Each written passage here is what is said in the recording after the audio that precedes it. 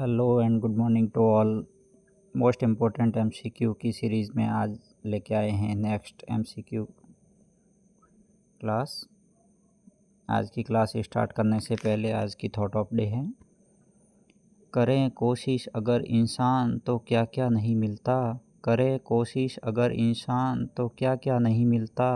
वो सिर उठा के तो देखें जिसे रास्ता नहीं मिलता। भले ही धूप हो कांटे हो राहों में, मगर चलना तो पड़ता है, क्योंकि किसी प्यासे को घर बैठे कभी दरिया नहीं मिलता। इस मोटिवेशन कोट के अंदर कहा गया है कि यदि इंसान कोशिश कर ले, यदि इंसान कोशिश करे तो उसको क्या क्या नहीं मिल सकता। यदि वो सर उठा के चलेगा तो उसको रास्ता भी दिखाई देगा। यदि वो भले ही धूप हो या कांटे हो, यदि वो चलता ही रहेगा तो उसको मंजिल ज़रूर मिलेगी, क्योंकि किसी प्यासे को घर बैठे दरिया नहीं मिलता। मतलब बिना किसी मेहनत की आपको सफलता नहीं मिल सकती। ठीक है, आज का फर्स्ट क्वेश्चन रहेगा, nurse advise to give enema for patient with chronic liver disease. Chronic liver disease का पेशेंट है, क्रॉनिक लीवर डिजीज़ का पेशेंट है और उसके अंदर क्या पूछ रहा है, what position is used to administer enema. Enema देने के लिए कौन सी पोजीशन देंगे, तो फर्स्ट प्रॉन पोजीशन, सेकंड है सुपाइन पोजीशन, थर्ड है सिम्स पोजीशन और फोर्थ है टेंडलनबर्ग पोजीशन। प्रॉन पोजीशन क्या होता है, प्रॉन पोजीशन के अंदर सीधा लेटा करके उल्टा लेटना है, मतलब साइड गर्दन को साइड टर्न करके पूरा उल्टा लेटना है। सुपाइन पोजीशन क्या होगा, उसी की सीधी पोजीशन में रहना है और हेड है वो अप साइड में रहना चाहिए। ठीक है, सिम्स पोजीशन क्या होगा, सिम्स को लेटरल पोजीशन भी बोलते हैं, लेटरल, सिम्स को लेटरल पोजीशन भी बोलते हैं। ठीक है, और जो एनिमा के अंदर दी जाने वाली पोजीशन होती है वो होती है left lateral position. Left lateral position दी जाती है, एनिमा के अंदर दी जाने वाली पोजीशन है। ठीक है, इसका राइट आंसर रहेगा सिम्स पोजीशन या लेटरल पोजीशन, इसको लेफ़्ट लेटरल पोजीशन भी दी जाती है। ठीक है, नेक्स्ट ऑप्शन है टेंडलनबर्ग पोजीशन। क्या होती है टेंडलनबर्ग पोजीशन, टेंडलनबर्ग पोजीशन के अंदर पैर है पेशेंट के वो अपर साइड में रहेंगे और हेड है वो डाउन की तरफ रहेगा। ठीक है, इसको बोलते हैं Trendelenburg position. Next question, what is hyperemesis gravidarum. What is hyperemesis, इस वर्ड को अलग अलग कर दो और इसको भी अलग कर दो, आपको क्वेश्चन का मतलब समझ में आ जाएगा। हमेशा ध्यान रखना है, क्वेश्चन को समझना है पहले, आंसर अपना आप से ही निकल जाता है। हाइपर मतलब क्या होता है, यहाँ तक तोड़ दो इस क्वेश्चन के वर्ड को। इमेसिस का मतलब क्या होता है और ग्रेविड्रम का मतलब क्या होता है। अब हाइपर मतलब ज़्यादा, हाइपर मतलब ज़्यादा, इमेसिस का मतलब होता है वॉमिटिंग, ज़्यादा क्या हो रहा है, वॉमिटिंग हो रही है। ग्रेविड्रम, ग्रेविडा का मतलब क्या होता है, प्रेगनेंसी, तो ज़्यादा वॉमिटिंग हो रही है कब, प्रेगनेंसी के अंदर, तो उसको क्या बोलेंगे। वर्ड से ही आंसर निकल जाएगा। देखते हैं ऑप्शन क्या कह रहा है, फूड क्रेविंग मतलब भूख की तलब है, खाने की तलब है। एक्सेसिव वॉमिटिंग, एक्सेसिव मतलब ज़्यादा, वॉमिटिंग मतलब ज़्यादा उल्टियाँ हो रही है उसको। ठीक है, तो इसका राइट आंसर जाएगा एक्सेसिव वॉमिटिंग। मॉर्निंग सिकनेस और लेथार्जी, लेथार्जी का मतलब क्या होता है, आलसपन। ठीक है, और मॉर्निंग सिकनेस का मतलब क्या होता है, मॉर्निंग टाइम में नोजिया लगना। ठीक है, क्यों होता है मॉर्निंग सिकनेस, वैसे एससीजी का लेवल है वो हाई रहता है, उसकी वजह से स्टार्टिंग के 12 वीक तक इसको बोलते हैं फर्स्ट ट्राइमेस्टर।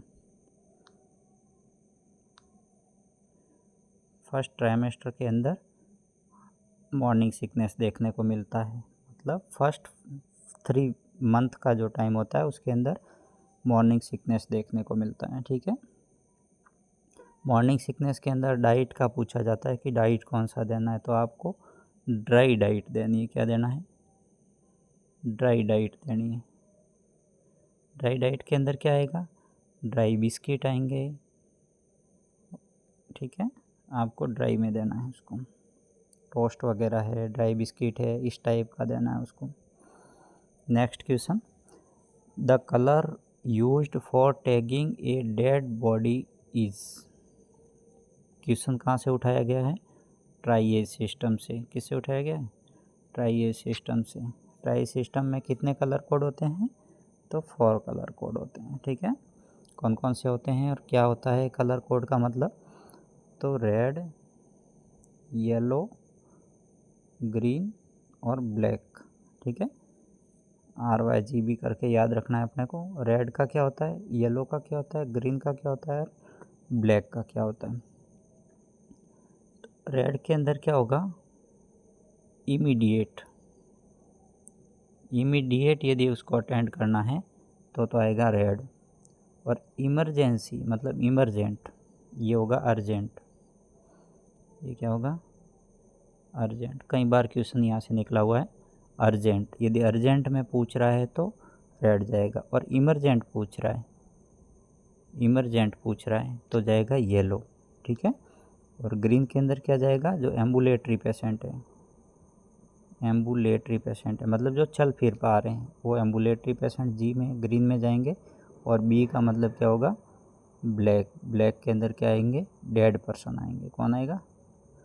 Dead person. जिन पेशेंटों की डेथ हो चुकी है वो ब्लैक में जाएंगे। तो इसका राइट आंसर क्या जाएगा?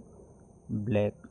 ठीक है, आगे अपन ने इसको डाला भी है, पेशेंट रिक्वायर इमीडिएट ट्रीटमेंट। इसको इमीडिएट ट्रीटमेंट की ज़रूरत होगी, इसको बोलते हैं अर्जेंट। अर्जेंट के अंदर किसको डालेंगे? रेड वालों को, जिसके अंदर सुसाइडल अटेम्प्ट के पेशेंट है, और पॉइजनिंग के है, हैंगिंग के है, और सेल्फ इन्फ्लेक्ट ट्रॉमा के पेशेंट है, उनको अपन अर्जेंट के अंदर डालेंगे। येलो के अंदर किसको डालेंगे? येलो के अंदर इमरजेंट जो पेशेंट होंगे उनको डालेंगे, जिनको इमरजेंसी होगी।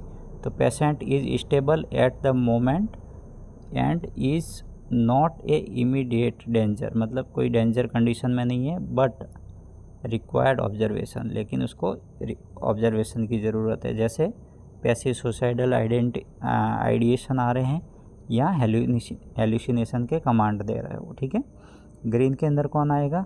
ऐसे पेशेंट है जिनको मेडिकल ट्रीटमेंट की किसी जगह पे ज़रूरत है और क्रिटिकल इंजरी वो ट्रीट हो चुकी है, जैसे कि drug refill and anti depressant और एंटी एंजाइटी के पेशेंट है वो। और ब्लैक के अंदर जो डेड पेशेंट होंगे उनको लिया जाएगा। ठीक है, ये कलर कोड है, इमीडिएट, इमरजेंट या डिले।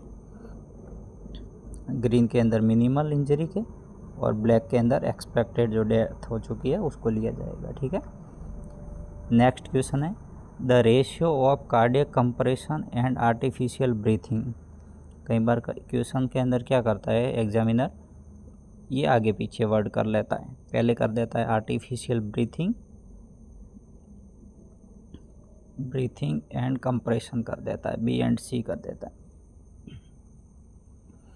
बी एंड सी का कभी कभी रेशियो पूछ लेता है, तो ये क्या करता है कि इसको आगे पीछे कर लेता है।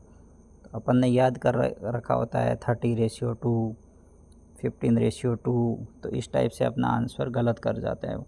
ठीक है, तो पहले क्वेश्चन को अच्छे से पढ़ना है कि क्वेश्चन पूछ क्या रहा है, उसके अंदर पहले उस पर ध्यान देना है अपने को। ठीक है, जैसे इसके अंदर क्या पहले पूछा है, कार्डियक कंप्रेशन कितने हैं और आर्टिफिशियल ब्रीथिंग कितनी है, तो इसका राइट आंसर जाएगा 30:2। ठीक है, बट किस में 30:2 किस में? तो जिसमें वन रेस्क्यूअर है। यदि 1 रेस्क्यूअर है तो 30:2 जाएगा। यदि यहीं पे पूछ लेता 2 रेस्क्यूअर है तो 2 रेस्क्यूअर है तो 15:2। यदि 2 रेस्क्यूअर है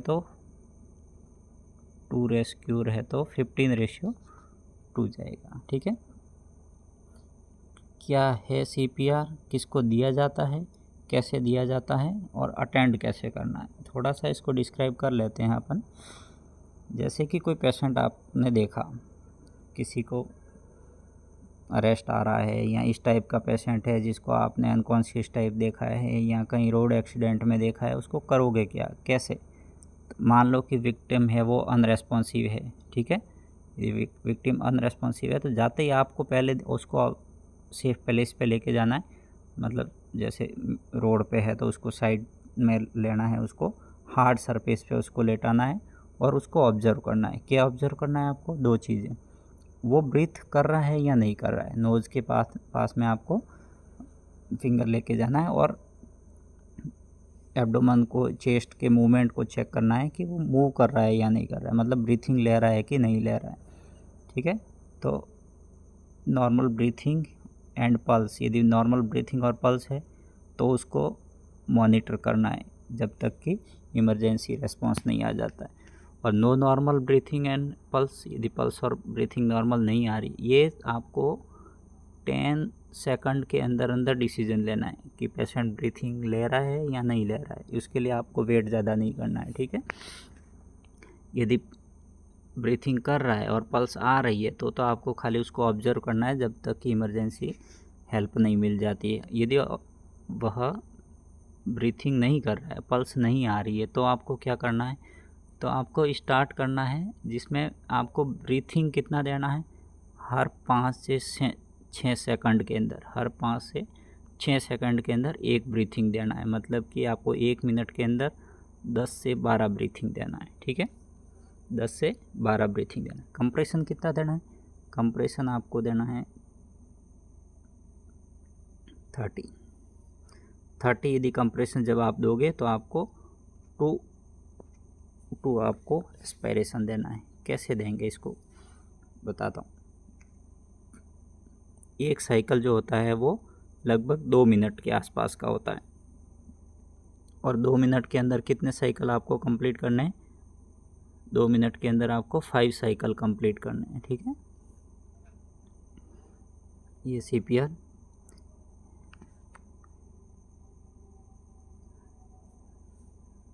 AED अराइव का मतलब क्या होता है? AED का मतलब होता है कि जो ऑटोमेटेड इलेक्ट्रिकल जो डिफिब्रिलेटर है, ऑटोमेटेड जो इलेक्ट्रिकल डिफिब्रिलेटर है, वो जब तक नहीं आ जाता है, मतलब कि जो एडवांस जो मेडिकल इमरजेंसी है, जो एडवांस्ड इक्विपमेंट है, वहाँ तक यदि पेशेंट नहीं पहुँच पाता है, वहाँ तक जो हेल्प नहीं मिल पाती है, तब तक आपको उस पेशेंट को ध्यान रखना है। उसकी रिदम चेक करनी है, शॉकेबल रिदम आनी चाहिए, जिसमें यदि शॉकेबल है तो गिवन 1 शॉक, रिज्यूम CPR, एक शॉक देने के बाद में वापस से उसको CPR स्टार्ट करना है इमीडिएटली, और 2 मिनट तक करना है वापस। ठीक है, फिर रिदम को वापस चेक करना है। ठीक है, नेक्स्ट क्वेश्चन अपन देखेंगे। CPR का एक अलग से एक अपन वीडियो बना लेंगे, उसको और अच्छे से समझा देंगे। PDM में कितना रखेंगे, न्यूनेट्रल में कितना रखेंगे, न्यूनेट्रल को कहाँ देंगे, CPR देने की पोजीशन क्या रहेगी, ये सब अपन एक बार पूरा वीडियो बना लेंगे, उस पर पूरा सब एक बार और डिस्कस कर लेंगे इस चीज़ों को। ठीक है, स्टेप बाय स्टेप पूरा बता देंगे। IMNCI strategy include all except, IMNCI के अंदर सारी की सारी स्ट्रेटजी है इंक्लूड, एक को छोड़कर। एक्सेप्ट का क्वेश्चन है, एक को छोड़कर है। ठीक है, तो न्यूट्रिशनल असेसमेंट, IMNCI का न्यूट्रिशनल असेसमेंट, IMNCI आया कब था? तो IMNCI आया था 2003 के अंदर। इसके 3 पार्ट आए थे, जिसके अंदर एक RCH reproductive and child health जो आया था वो फर्स्ट, और एक RCH सेकंड। ठीक है, इसके 3 फेज चल रहे हैं। तो उसके अंदर एक न्यूट्रिशनल असेसमेंट देखा जाता है, इम्यूनाइजेशन स्टेटस चेक किया जाता है, फीडिंग न्यूट्रिशनल में ही आ जाएगा, तो न्यूट्रिशनल और फीडिंग सेम ही होगा। एक्सरे इवाल्युएशन ये नहीं है, तो एक्सेप्ट का क्वेश्चन है, तो ये इसका राइट आंसर है। एक्सरे इवाल्युएशन है जो IMNCI के अंदर नहीं आएगा। थोड़ा सा देख लेते हैं IMNCI के अंदर डायरिया को कैसे मैनेज करते हैं, निमोनिया को कैसे करते हैं। तो एक को अपन ले लेते हैं, डायरिया को कैसे मैनेज करते हैं। डायरिया के टाइप यदि पूछा जाए, कई बार नॉर्सेट ने भी इस क्वेश्चन को बार बार पूछा है कि डायरिया कितने टाइप का होता है, तो इसके अंदर पूछा गया है जैसे 3 टाइप का होता है। तो कई बार क्या करता है एग्जामिनर की सिम्टम से उठा लेता है, कोई साइन दे देगा उसमें कि ये साइन कौन से डायरिया में आएगा। जैसे सीवियर है, ये कलर कोडिंग है, जैसे सीवियर है तो वो किस कलर कोड में जाएगा, वो पिंक में जाएगा। ठीक है, येलो में जाएगा और ग्रीन में जाएगा। ठीक है, कौन सा किस में जाएगा और क्यों जाएगा? देखो, सीवियर डिहाइड्रेशन के अंदर पेशेंट क्या रहेगा? लेथार्जिक रहेगा, अनकॉन्शियस रहेगा, और यदि बच्चा 18 महीने से कम है तो उसका फॉन्टेनल है वो डिप्रेस हो जाएगा, सनकन आई हो जाएगी, नॉट एबल टू ड्रिंक और ड्रिंकिंग पुअरली, कुछ पी नहीं पाएगा, मतलब फीडिंग वगैरह नहीं कर पाएगा, स्किन जो पिंचेज है वो बहुत स्लोली धीरे धीरे जाएगी। तो इस पेशेंट को क्या किया जाएगा? तो इस पेशेंट को रेफ़र किया जाएगा, इस पेशेंट को हायरली सेंटर पे रेफ़र कर दिया जाएगा। ठीक है, हमेशा ध्यान रखना है। कई बार क्वेश्चन पूछा जाता है कि जो रेफरल पेशेंट कौन सा होगा IMNCI के अनुसार, तो सीवियर डिहाइड्रेशन का जो पिंक कलर कोड के अंदर आएगा, मतलब सीवियर डिहाइड्रेशन का जो पेशेंट है वो रेफ़र होगा। ठीक है, सम डिहाइड्रेशन का मतलब क्या होता है? पेशेंट रेस्टलेस होगा, इरिटेबल होगा, सनकन आई तो होगी, ड्रिंकिंग करेगा वो बहुत ज़्यादा करेगा, मतलब एग्रेसिवली वो ड्रिंकिंग करेगा, उसको प्यास बहुत लगेगी, मतलब थ्रस्टी फील करेगा वो अपने आप को। जब प्यास बहुत ज़्यादा लगने लग जाती है इसका मतलब वो सम डिहाइड्रेशन की तरफ जा रहा है पेशेंट। ठीक है, तो उसको क्या करना पड़ेगा? उसको हॉस्पिटल मैनेजमेंट की ज़रूरत पड़ेगी, उसके अंदर हॉस्पिटल में उसके ट्रीटमेंट की ज़रूरत पड़ेगी, मतलब OPD बेस उसका ट्रीटमेंट कर सकते हैं अपन। ठीक है, जिसके अंदर अपन फ्लूइड दे सकते हैं, जिंक का सप्लीमेंट दे सकते हैं, कुछ फूड दे सकते हैं डिहाइड्रेशन से बचाने के लिए, और मदर को बोल सकते हैं कि इसको लिक्विड डाइट ज़्यादा से ज़्यादा देना है। नो डिहाइड्रेशन में क्या आएगा? नॉट इनफ साइन, मतलब कोई साइन शो नहीं करेगा किसके? किसी भी डिहाइड्रेशन के, मतलब किसी भी डायरिया के अंदर जो डिहाइड्रेशन हो रहा है उसके कोई भी साइन शो नहीं हो रहे हैं तो वो नो डिहाइड्रेशन के अंदर जाएगा। ठीक है, बट इसके अंदर होम केयर ट्रीटमेंट देना है, उसको फ्लूइड देने के लिए बोलना है, जिंक सप्लीमेंट उसको दे देना है, उसको एडवाइज़ करना है कि कोई प्रॉब्लम यदि होती है तो उसको वापस हॉस्पिटल में आकर के दिखाना है। ठीक है, 3 कलर कोड अपन ने देखे थे, पिंक, येलो और ग्रीन। ठीक है, पिंक के अंदर कौन क्या होगा? जो सीवियर डिहाइड्रेशन के हैं, सीवियर डिहाइड्रेशन का जो पेशेंट है वो पिंक के अंदर आएगा, और इसको क्या किया जाएगा? तो ट्रीटमेंट पूछा जाता है कि सीवियर डिहाइड्रेशन में क्या किया जाएगा, तो उसको रेफ़र कर दिया जाएगा हायर सेंटर में। ठीक है, और उसका हॉस्पिटल बेस्ड, मतलब IPD बेस्ड उसका ट्रीटमेंट किया जाएगा। येलो के अंदर OPD बेस्ड ट्रीटमेंट होगा, OPD बेस्ड ट्रीटमेंट होगा, और जिस हॉस्पिटल में दिखाने गया है वहीं पे उसका ट्रीटमेंट कर दिया जाएगा। ठीक है, कुछ सप्लीमेंट दिए जाएंगे, ORS दिया जाएगा, और वहीं पे उसको ट्रीट किया जाएगा। ग्रीन के अंदर क्या होगा? ग्रीन के अंदर होम बेस्ड ट्रीटमेंट होगा। क्वेश्चन आया हुआ है, थोड़ा ध्यान रखना इन चीज़ों को लेके। ठीक है, होम बेस्ड ट्रीटमेंट दिया जाएगा जिसके अंदर ORS दिया जाएगा, कुछ सप्लीमेंट दिए जाएंगे, जिंक वगैरह, और उसको घर पे ही मैनेज करने के लिए बोला जाएगा। और कुछ भी सीरियस यदि सिम्टम आते हैं तो उसके अटेंडेंट को, मतलब उसकी मदर को ये समझा के भेजना है कि कुछ भी सिम्टम शो करता है पेशेंट तो उसको आके दिखाना है वापस से। ठीक है, ये IMNCI को मैनेज कौन करता है? तो अभी तो ये अपने NHM के अंदर में है, बट इसको फंडिंग कौन करता है? WHO और यूनिसेफ।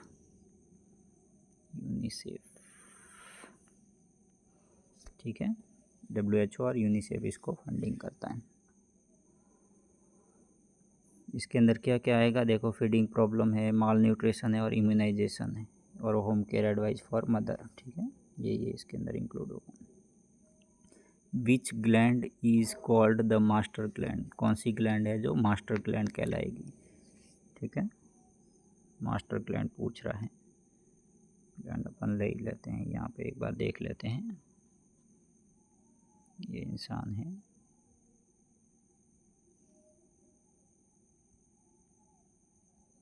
ठीक है, ग्लैंड अपने को याद रखनी है, पिट्यूटरी और पीनियल। पिट्यूटरी और पीनियल, थायराइड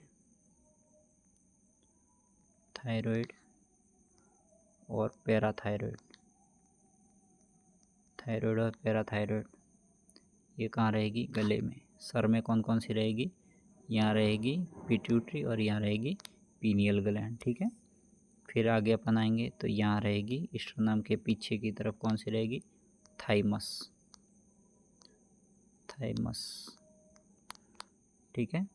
फिर अपन उससे आगे आएंगे तो यहाँ पे कौन सी रहेगी, पैनक्रियास, कौन सी, पैनक्रियास, ठीक है। फिर उससे थोड़ा सा और आगे जाएंगे अपन तो यहाँ किडनी के ऊपर कौन सी रहेगी, एड्रिनल, एड्रिनल ग्लैंड रहेगी, ठीक है। फिर उसके साइड में यदि फीमेल में देखेंगे तो दोनों साइड में जो फीमेल में देखेंगे, इन फीमेल के अंदर कौन सी रहेगी, ओवेरी, ओवेरी फीमेल के अंदर दोनों साइड में, ठीक है। और यदि मेल के अंदर देखेंगे तो अपन देखेंगे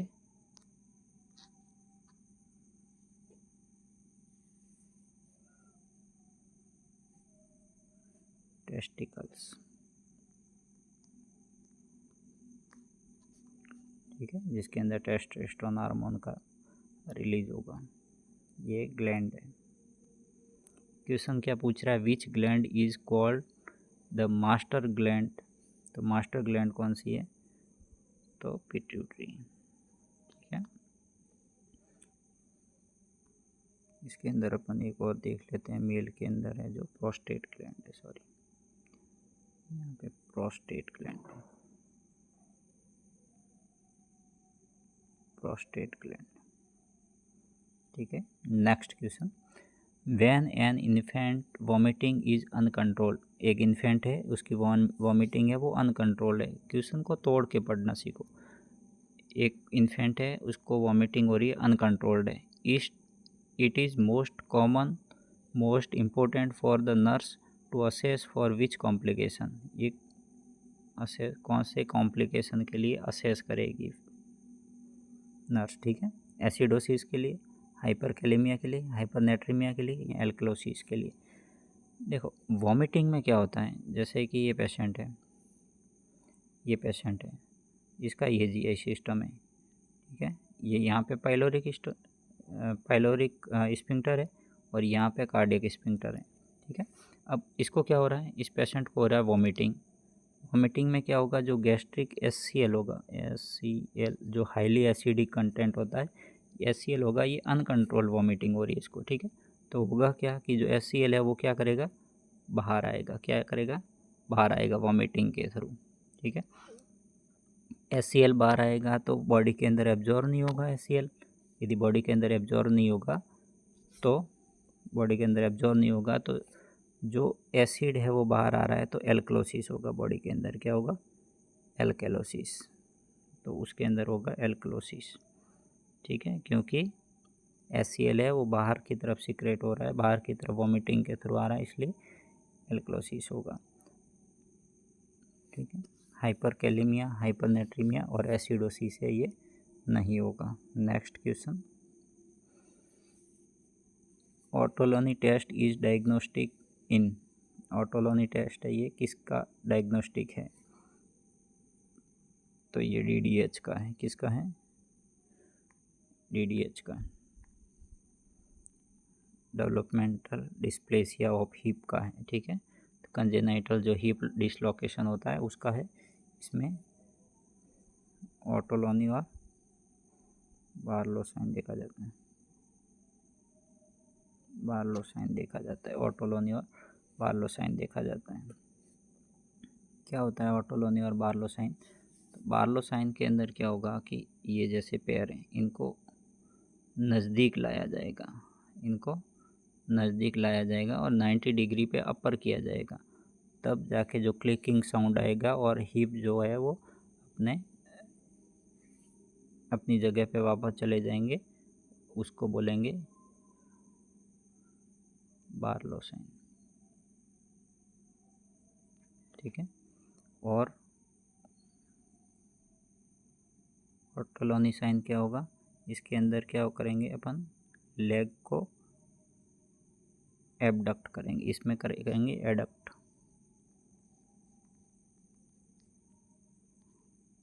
एडक्ट, ठीक है।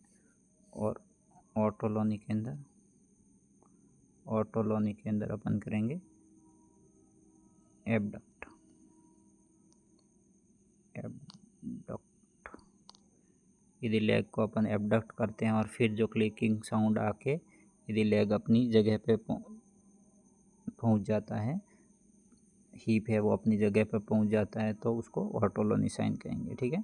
नेक्स्ट क्वेश्चन, ए 25 ईयर ओल्ड क्लाइंट, एक 25 साल की ओल्ड क्लाइंट है, believe she may be pregnant with her first child. She scheduled an obstetric examination with the nurse practitioner to determine the status of his possible pregnancy.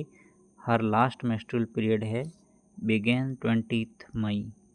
कब आया था last menstrual period है वो मई 20 को, मई 20 को, ये ध्यान रखना है।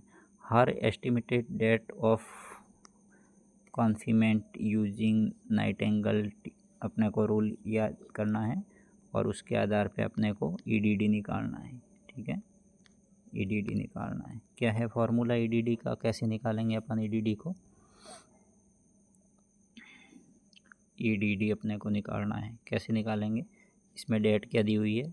20 मई दी हुई है। ठीक है, 20 मई दी हुई है। इसमें ईयर नहीं दिया हुआ है, कई बार क्या होता है ईयर दे देते हैं। मान लो इसके अंदर ईयर दे देता है 2014, तो नेक्स्ट ईयर कौन सा उसमें चेंज आएगा, या डेट के अंदर कोई ईयर चेंज होगा क्या? तो मई से लेकर के अपने को मई से लेकर के +9 मंथ करो पहले। मई से लेकर के पहले 9 मंथ करो तो कितना आएगा? +9 मंथ करेंगे तो ये आएगा फेब, तो 20 फेब आएगा। ठीक है, 20 फेब आएगा। 20 फेब के अंदर अपने को क्या करना है? प्लस करना है 7 डेज, प्लस क्या करेंगे? 7 डेज, तो कितना आएगा? 27 फेब। अब इसमें तो ईयर नहीं दिया हुआ था, ईयर देते तो उसमें 2014 था, तो इसमें 2015 हो जाता। देखते हैं ऑप्शन में दिया है, हाँ, तो इसका आंसर जाएगा ये वाला, फेब 2027 जाएगा। ठीक है, पहले 9 मंथ ऐड करना है, उसके बाद में 7 डेज जोड़ने हैं, ताकि आपका आंसर राइट रहेगा। ठीक है। Next question, the nurse practitioner determine that a client is approximately 9 week gestation. कितने वीक की है गेस्टेशन? 9 वीक की है। ड्यूरिंग द विजिट के दौरान the practitioner inform the client about symptom को इन्फॉर्म कर रही है, क्या है कि physical changes that she will experience during her first trimester, such as, किस टाइप के सिम्टम को वो एक्सपीरियंस करेगी? Nausea, vomiting, quickening, abdominal enlargement, या a 68 LB weight gain. 68 LB weight gain, total weight gain कितना होता है? 11 to 12 kg in total pregnancy. ठीक है, यदि उसको LB में पूछता है तो 2.2 इंटू 11 या 12 कर दीजिए। ठीक है, तो टोटल पूरी प्रेगनेंसी के अंदर इतना वेट गेन होता है। क्विकनिंग कब होगी? Quickening 16 to 18 week. ठीक है, nausea and vomiting first trimester के अंदर होगी, क्योंकि फर्स्ट ट्राइमेस्टर चल रहा है, 9 वीक ऑफ गेस्टेशन है। अपन ट्राइमेस्टर बता देते हैं आपको। फर्स्ट ट्राइमेस्टर है, कहाँ यहीं लिख देते हैं। फर्स्ट ट्राइमेस्टर है वो फर्स्ट वीक टू 12 वीक तक चलेगा, और जो सेकंड ट्राइमेस्टर है वो 13 to 26 वीक तक चलेगा, और जो थर्ड ट्राइमेस्टर है वो चलेगा 27 to 37 या 40 वीक तक। ठीक है, 40 वीक तक चलेगा, ये थर्ड ट्राइमेस्टर है। तो फर्स्ट ट्राइमेस्टर में 9 वीक फर्स्ट ट्राइमेस्टर में आएगा, तो उसमें सिम्टम क्या आएंगे? नोजिया एंड वॉमिटिंग आएगा। ठीक है, next question, on the third postmortem day कौन सा है पोस्टमार्टम का? Third. The nurse would expect the lochia to be, किस टाइप का लोकिया रहेगा फर्स्ट थर्ड डे के अंदर? मतलब इसका मिनोमिक्स बता देता हूँ मैं, इसको कैसे याद रखना है। कई बार क्वेश्चन पूछा भी गया है इसके ऊपर। इसको याद रखना है आपको, आर एस ए से याद रखना है। तो आर का मतलब रुब्रा, एस का मतलब सिरोसा और ए का मतलब अल्बा। आर ए एस मत याद करना, गलत हो जाएगा, आर एस ए याद रखना है। तो आर मतलब जो रेड कलर का होगा, रेडिश होगा, ब्राइट रेड होगा, साथ में क्लॉट भी आएंगे, वो होगा रुब्रा। तो रुब्रा कौन से डेज तक चलेगा, तो 1 to 3 डेज तक, 1 to 3 डेज तक। फिर आएगा सिरोसा, सिरोसा कौन से डेज तक, तो 4 to 7 डेज तक चलेगा सिरोसा। और अल्बा, इसमें सीरस फ्लूइड होगा और उसके साथ में हल्का सा ब्लड होगा, ठीक है। अल्बा के अंदर 8 to 14 डेज तक। तो लोकिया कितने दिन चलता है, 14 डेज तक, याद रखना है, कई बार क्वेश्चन पूछा गया है। लोकिया कितने टाइम का होता है, तो 3, रुब्रा, सिरोसा और अल्बा। कौन सा कितने दिन तक चलता है, तो रुब्रा 1 to 3 डेज, सिरोसा है 4 to 7 डेज और अल्बा है वो 8 to 14 डेज तक चलता है, ठीक है। इसका जो राइट आंसर होगा वो क्या होगा, रुब्रा 1 to 3 डेज, मतलब ये 3rd पोस्टमार्टम डे बता रहा है, तो इसका आंसर हो जाएगा रुब्रा, ठीक है। ऐसी इन्फॉर्मेटिव क्लास अपन लाते रहेंगे। आप थोड़ा क्या है उसको सपोर्ट करिए, थोड़ा चैनल को सब्सक्राइब करवा दीजिए और आगे शेयर भी कर दीजिए, वीडियो को लाइक करवा दीजिए, ताकि सपोर्ट मिलेगा, बहुत लोगों तक अपनी क्लासें पहुंचेगी, तो बच्चों को इसका फ़ायदा होगा, एग्ज़ाम में अच्छा कर पाएंगे और जॉब पा सकेंगे, ठीक है। Which stage of labour last from delivery of baby to delivery of the placenta. Labour की स्टेज है, लेबर की स्टेज पूछ रहा है। लेबर की स्टेज अपन एक बार डिस्क्राइब कर लेते हैं। First, second, third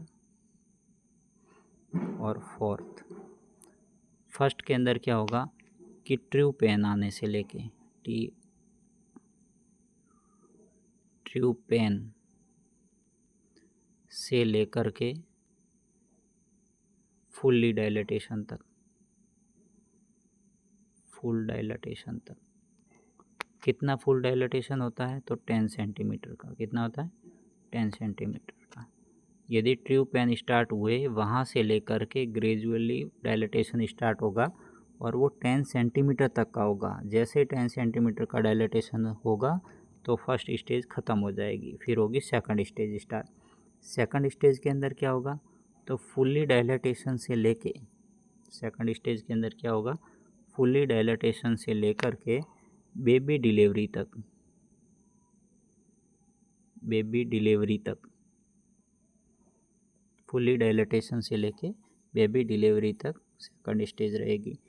third stage क्या रहेगी, बेबी डिलीवरी से लेकर के, बेबी डिलीवरी से लेकर के प्लेसेंटा,